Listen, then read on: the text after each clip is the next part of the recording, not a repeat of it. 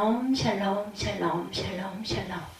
하나님 사랑합니다. 여러분 주 안에서 사랑합니다. 사무엘상 9장 말씀이죠. 1절에서 27절. 하나님이 쓰시는 사람, 이런 제목으로 함께 은혜를 나눕니다. 이스라엘 백성들은 사무엘 선지자가 연로하자 두 아들을 사사로 세워서 아버지를 돕게 하죠. 그러나 그들은 뇌물을 받고 부당한 판결을 내리는 그러한 아주 불의를 행합니다. 이에 이스라엘 장로들은 나라의 장래를 위해서 이방 나라들처럼 우리에게도 왕을 세워달라 이렇게 요청을 하죠. 사무엘은 이 문제를 놓고 하나님께 기도합니다. 하나님은 사무엘에게 말씀하세요. 백성들의 왕을 요구한 것은 하나님을 버린 것이고 또한 하나님이 이스라엘을 직접 다스리는 것을 거부한 것이다라고 하시면서 섭섭한 마음을 표현합니다. 하나님은 사무엘에게 백성들이 원하는 대로 왕을 세우라고 말씀하시죠. 이스라엘 백성들이 왕을 요구한 것은 눈에 보이지 아니하는 하나님을 의지하는 것보다는 눈에 보이는 왕과 왕이 통솔한 강력한 군대를 의지하고 싶다는 마음 때문이었어요. 하나님은 이스라엘 백성들의 어리석은 마음을 아시고 서운하셨지만 그럼에도 불구하고 그들의 선택을 받아들이시고 허락하십니다. 그렇게 하신 이유는 우리에게 주신 자유의지 때문이죠. 하나님 우리에게 삶에서 선택권을 주시죠. 그것이 선과 악의 길이 아니라면 우리 스스로 선택하고 선택에 대한 책임을 지도록 하십니다. 하나님이 이제 이스라엘 12지파 모든 백성 가운데 최초의 왕이 될 만한 사람을 두루 살피시고 한 사람을 선택하세요. 그 사람은 베냐민 지파에 속한 사울이라는 청년이었어요. 사울의 아버지는 기스라는 사람으로 그는 베냐민 지파에서도 유력한 사람입니다. 그런데 사울은 외모로 볼 때 보통 사람보다 키가 머리 하나가 더 클 정도로 크고 외모가 아주 준수했다고 그러죠. 하나님이 이스라엘 백성들의 눈에 보이는 왕의 존재를 간절히 원했기 때문에 외모적으로 볼 때 누가 보더라도 왕의 풍채를 느낄 만한 외모를 가진 사울을 세워줍니다. 우리는 사울이 처음에는 훌륭한 왕이었지만 시간이 흐를수록 점차 나쁜 왕, 타락한 왕이 되어서 비참한 종말을 맞이했다는 것을 알고 있어요. 사울은 처음부터 나쁜 사람이 아니었습니다. 그렇지 않다면 하나님이 왜 사울을 이스라엘의 초대 왕으로 세웠겠습니까? 그런 초대 왕이 될 만한 좋은 자격을 갖추고 있었어요. 그래서 하나님이 그를 들어서 쓰십니다. 그렇다면 하나님은 그 어떤 면을 보시고 이스라엘의 초대 왕이 되는 그러한 영광과 축복을 주신 것일까? 그 이유를 살펴봅니다. 나도 하나님이 쓰시는 사람이 되기를 원한다면 사울의 장점을 잘 기억해서 본받기를 원합니다. 하나님은 효도하는 사람을 쓰십니다. 사울은 효도하는 사람이었어요. 하루는 사울의 아버지 기스가 자신이 기르는 암나귀를 잃어버립니다. 이스라엘 사람들에게 나귀는 아주 중요한 운송수단이고 재산이죠. 사람이 타기도 하고 물건을 운반하는데 사용을 합니다. 나귀를. 거기다 암나귀는 나귀 새끼를 낳을 수 있으니까 순나귀보다 비싸고 귀한 재산이죠. 근데 암나귀를 여러 마리 잃어버렸으니 엄청난 피해를 본 거죠. 재산적으로. 기스는 아들인 사울을 불러서 지시합니다. 너는 한 종을 데리고 와서 암나귀들을 찾아오너라. 이에 사울은 아버지의 명을 받들 한 종을 데리고 암나귀를 찾기 위해서 주변 지역을 두루 찾아다닙니다. 거기서 더 나아가 먼 지역까지 찾아다녔지만 결국 찾지를 못해요.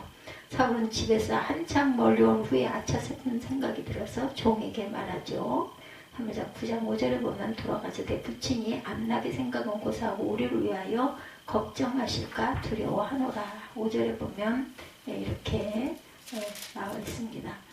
그들이 숲 땅에 이를 때 사울이 함께 가던 사울에게 이르되 돌아가자 내 아버지께서 암나귀 생각은 고사하고 우리를 위하여 걱정하실까 두려워하노라 하니 6절에 보면 그가 대답하되 좋은 복이 말하죠. 보소서 이 성읍에 하나님의 사람이 있는데 존경을 받는 사람이라 그가 말한 것은 반드시 다 응하나니 그리로 가사이다. 그가 우리가 갈 길을 가르쳐줄까 하나이다 하는지라. 사울이 그의 사원에게 이르되 우리가 가면 그 사람에게 무엇을 드리겠느냐. 우리 주머니에 먹을 것이 다하였으니 하나님의 사람에게 드릴 예물이 없도다. 무엇이 있느냐 하니 사원이 사울에게 다시 대답하여 이르되 보소서 내 손에 한 세겔의 4분의 1이 있으니 하나님의 사람에게 드려 우리 길을 가르쳐 달라 하겠나이다.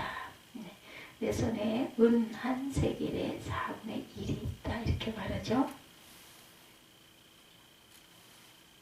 옛적 이스라엘의 사람이 하나님께 가서 물으려 하면 말하기를 선견자로서 가자 하였으니 지금 선지자라 하는 자를 옛적에는 선견자라 일컬었더라. 사울이 그의 사원에게 이르되 내 말이 옳다 가자 하고 그들이 하나님의 사람 있는 성읍으로 가니라. 그들이 성읍을 향한 비탈길로 올라가다가 물길으로 나오는 소녀를 만나 그들에게 묻되 선견자가 여기 있느냐 하니 그들이 대답하여 있나이다. 보소서 그가 당신보다 앞서갔으니 빨리 가소서. 백성이 오늘 산당에서 제사를 드림으로 그가 오늘 성읍에 들어오셨나이다. 당신들의 성으로 들어가는 그가 먹으러 산당에 올라가기 전에 곧 만날이다. 그가 오기 전에는 백성이 먹지 아니하나니 이는 그가 재물을 축사한 후에 청함을 받은 자가 먹음이니라. 그러므로 지금 올라가서서 곧 그를 만날이다 하는지라. 그들이 성으로 올라가서 그리로 들어갈 때 사무엘이 마침 산당으로 올라오려고 빠져나오더라.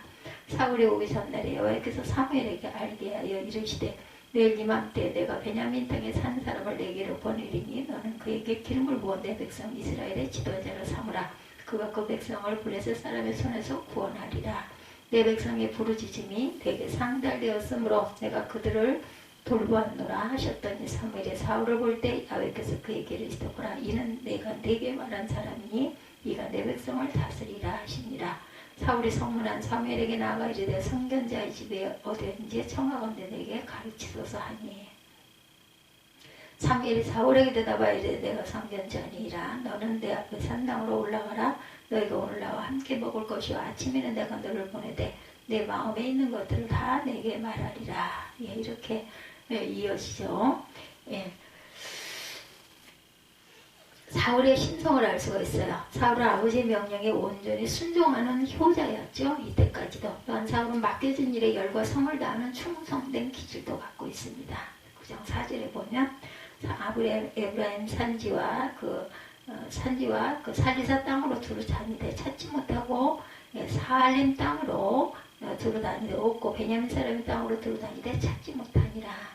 사울은 암나기들을 대충 찾은 것이 아니라 가까운 곳으로부터 먼 곳까지 최선을 다해서 샅샅이 열심히 찾아다녔어요. 또한 암나기들을 찾다가 너무 멀리 오랫동안 집을 떠나 있다 보니 아버지가 자신의 안위까지 걱정하실 것 같다고 또 그것도 걱정합니다.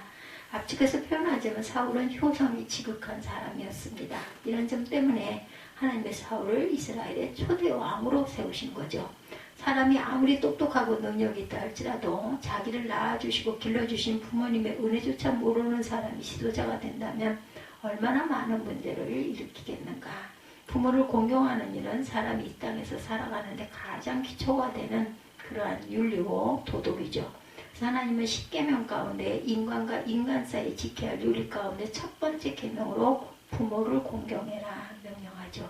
에베소서 6장 2, 3절입니다. 내 아버지 어머니를 공경하라. 이것이 약속 있는 첫 계명이니 이는 내가 잘되고 땅에서 장수하리라. 부모를 공경하는 자가 잘되고 장수하는 복을 주신다고 하시죠. 반대로 부모에게 불효를 하고 폐륜을 행하는 사람은 사형을 시키라고 율법에 명시합니다. 그만큼 하나님은 부모를 공경하는 일을 중요하게 여기셨어요.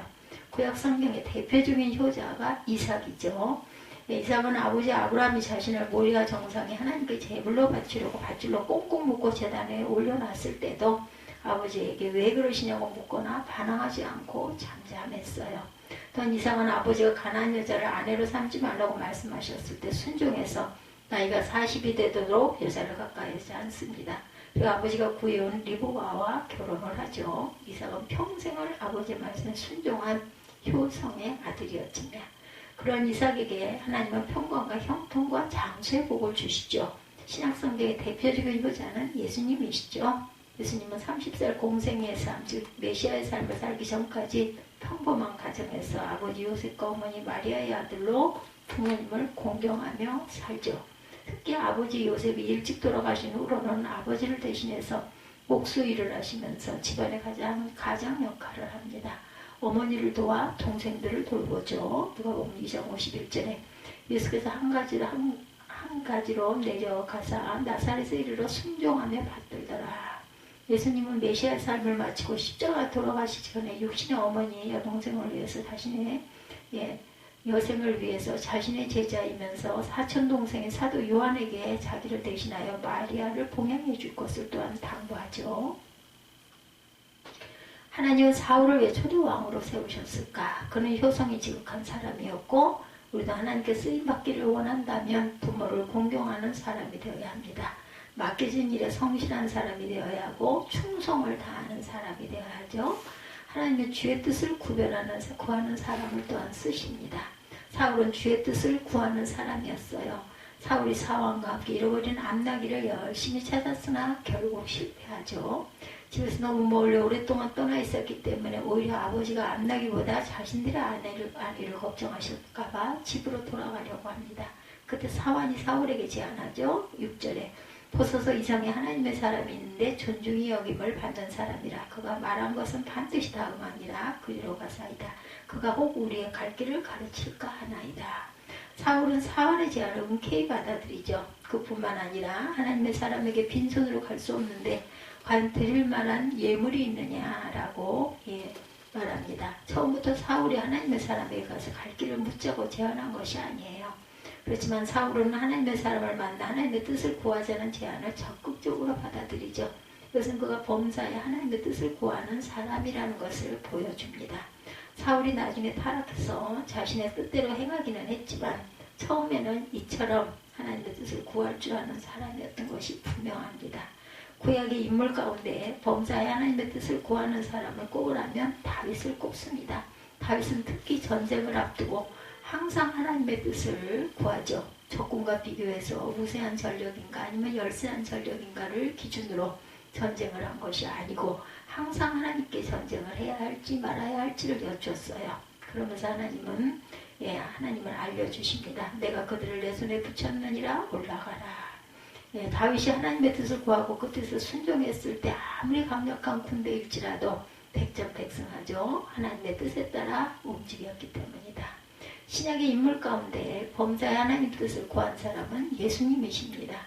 예수님은 하나님의 아들이고 하나님과 동등된 지위를 가지셨지만 이 땅에서는 철저히 아버지의 뜻에 순종하죠. 그래서 항상 하나님의 뜻을 구하기 위해서 기도에 힘씁니다. 예수님은 많은 사람들이 예수를 따르고 많은 기적을 행하실 때일수록 한적한 곳으로 물러가셔서 기도에 힘쓰시죠. 항상 하나님의 뜻을 구했어요. 그리고 그 뜻에 순종합니다. 예수님은 당신의 양식은 하나님의 뜻을 행하는 것이다 하실 정도였어요. 요한복음 4장 34절에 나의 양식은 나를 보내신 이의 뜻을 행하며 그 일을 온전히 이루는 이것이니라. 우리도 예수께서 범사에 하나님의 뜻을 구하고 하나님의 인도를 받는 사람이 되어야겠죠. 하나님은 그런 사람을 찾으시고 들어 쓰십니다. 잠언 3장 5, 6절에 너는 마음을 다하여 야훼를 의뢰하고 내 명철을 의지하지 말라. 너는 범사의 그를 인정하라. 그리하면 내 길을 지도하시리라. 범사에 하나님 뜻을 구하고 뜻대로 살아가는 자는 하나님의 지도를 받아서 평강과 형통의 삶을 살게 됩니다. 또한 하나님의 나라를 위해서 요긴하게 들어서 사용하시죠. 주님께 쓰임받는 사람이 되시기 바랍니다. 하나님은 또한 겸손한 사람을 쓰십니다. 사울은 겸손한 사람이었어요. 자신이 얼마나 부족하여 연약한 존재인지 잘 알고 있었습니다. 겸손한 사람은 하나님을 더욱 의지합니다. 겸손한 사람은 다른 사람의 좋은 의견을 받아들일 줄 압니다. 그런 사람은 훌륭한 지도자가 될 수 있죠. 하나님은 사울의 그런 모습을 보시고 이스라엘의 초대 왕으로 세우셨어요. 사울은 사환이 하나님의 사람을 찾아가서 암나귀들을 어떻게 하면 찾을 수 있을지 인도를 받자고 하는 제안을 받아들여서 하나님의 사람을 찾아갑니다. 그가 말한 하나님의 사람은 사무엘 선지자였어요. 두 사람이 사무엘 선지자를 찾아갈 때 하나님은 사무엘에게 미리 말씀합니다. 사무엘상 9장 16절에 이맘때 내가 베냐민 땅에서 한 사람을 내게 보내리니 너는 그에게 기름을 부어 내 백성 이스라엘의 지도자를 삼으라. 그가 내 백성을 블레셋 사람의 손에서 구원하리라. 사무엘이 사울을 만났을 때 하나님 바로 이 사람이다 이렇게 말씀하시죠. 사무엘은 사울에게 잃어버린 암나귀를 인하여 염려하지 말라고 하면서 곧 찾게 될 것이라고 알려주죠. 그리고 사울에게 말합니다. 사무엘상 9장 20절에 사울 전에 이른데 암나귀를 염려하지 말라. 찾았느니라. 온 이스라엘에 사모하는 자가 누구냐? 너와 네 아비의 온 집이 아니냐. 이 말을 들은 사울은 아직 사무엘이 무슨 말을 하는지 이해할 수가 없었죠.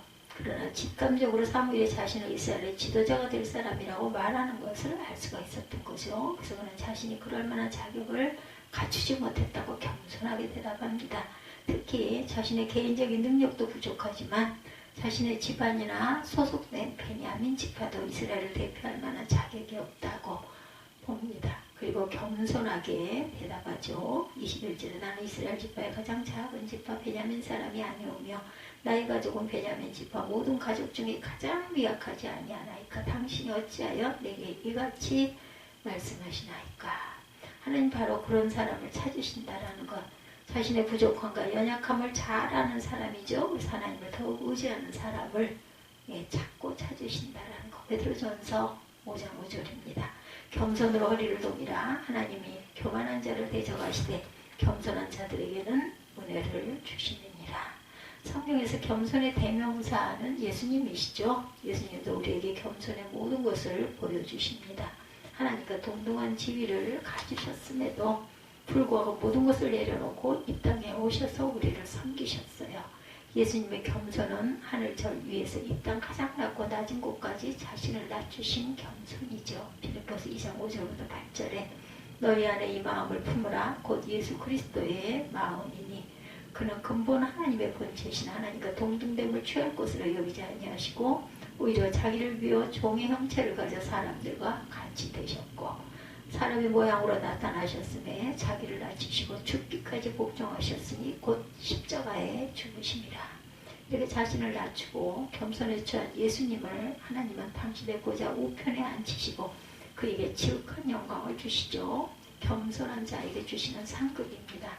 이름으로 하나님의 그를 지극히 높여 모든 이름 위에 뛰어난 이름을 주사 하늘에 있는 자들과 땅에 있는 자들과 땅 아래에 있는 자들과 모든 무릎을 예수의 이름에 꿇게 하시고 모든 입으로 예수 그리스도를 주라 신하여 하나님 아버지께 영광을 돌리게 하셨느니라. 사울도 그러하였죠. 사울은 남들보다 키가 머리 하나 더 크고 인물도 훤칠하고 누가 봐도 왕이 될 만한 외모를 가졌어요. 그러나 그는 자신은 부족하고 연약한 존재라고 생각을 합니다. 하나님은 사울의 그런 점을 보시고 그를 이스라엘의 초대 왕으로 세우시죠.